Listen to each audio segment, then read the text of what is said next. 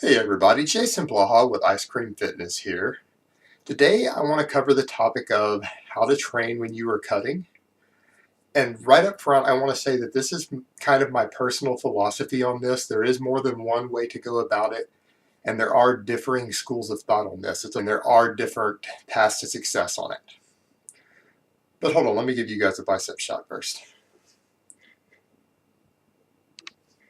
Alright, the general guidelines that I'm going to give you today, there are a number of people who can completely ignore this because they don't really apply to them the same. If you're among the genetic elite who can handle large volumes of training and seem to recover fine no matter how much they're eating, if you can come in and do 10 or 15 sets of heavy squats and walk out the door fine and feel great and recover and go train the next day, this doesn't apply to you. If you're a very advanced lifter or very advanced bodybuilder who has a very high workload tolerance accordingly, this can be ignored.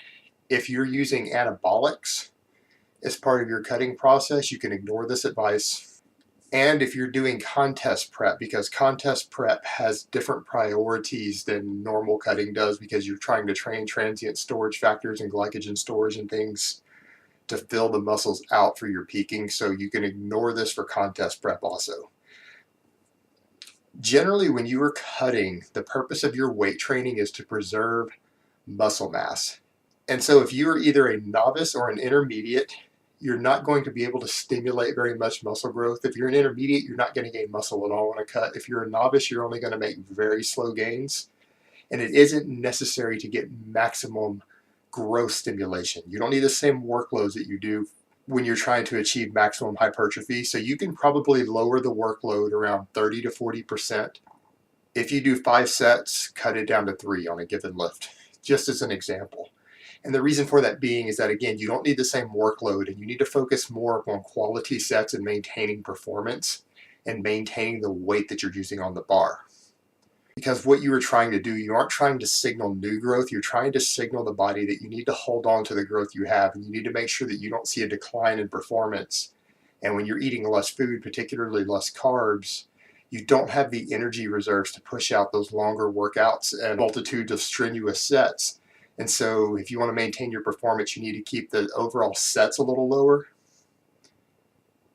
and not try to make these deep metabolic inroads that you're not going to be able to recover from as easily that would normally be used to stimulate additional hypertrophy.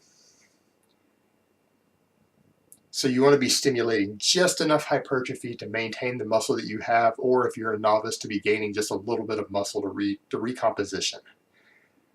The other thing I would look at is the actual loads used. You want to make sure that you keep your strength up. It is very, very important that you do not see a decline in performance when you're in a caloric deficit, because if your strength goes down, you will generally lose muscle tissue to go with it.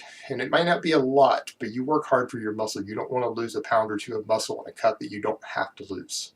So I say, for the most part, don't do really high reps when you're cutting. You're not trying to use your weight training to burn calories. You're using your weight training to hold on to muscle. High volume weight training doesn't burn that many calories. It burns a bit, but not nearly as much as cardio or just taking a nice long walk. So don't try to do high reps to cut up. I would say, for the most part, most of your work needs to be in the 5 to 8 rep range when you are cutting, so that you can keep your strength up, your performance up, which will help you to preserve muscle mass. So those are my rules for these people. For people who don't fall in the categories I listed up front, if you're cutting, the general rules are: reduce your total workload off of your normal hypertrophy work around 30 to 40%. Keep the weights heavy, focus on lifting heavy weight, stay in the 5 to 8 rep range. All right, guys, that's all I have to say on that today. I hope it has been helpful, and I will talk to you next time.